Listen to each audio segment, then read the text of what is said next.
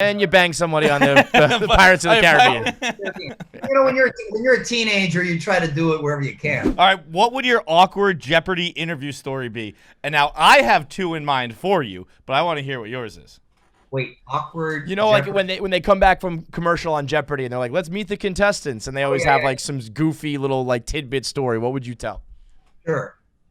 I mean, you've got a lot to pick from, man. You got a lot of good ones. I'll give you the two I was thinking of that I know about you that would make a pretty interesting story. One, you almost overslept in an interview with Barack Obama, and that's true. And two, involves a Pirates of the Caribbean ride at Disneyland. Hey. Both are true.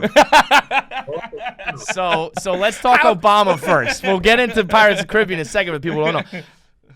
A, how do you almost sleep through that? And B, what's it like when, like I said, you go from like AC Slater or this Kids Incorporated thing back in the day to chopping it up with Barack Obama? That's got to be a moment for you, huh?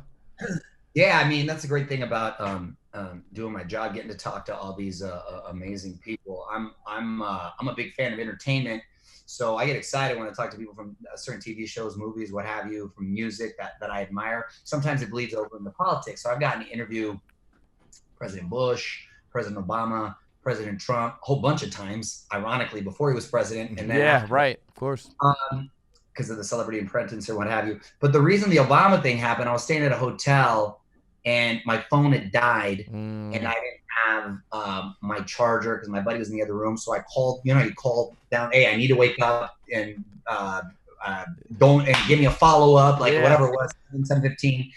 And I called like a bunch of times to make sure. And I got there late, so it was like the overhead person, whatever. They didn't put it in the system. I overslept, and they were banging on my door. I'm like, oh my God, we were running. So I ended up barely making it, but I looked like a hot mess getting it. How mad would you have been at that local, the dude working the desk that day does not realize how big of a deal it was to not get that wake-up call in. And I didn't want to be like, yo, I'm about to interview the president. Right, yeah. This guy's crazy. So that's a true story. And then he was super cool, by the way.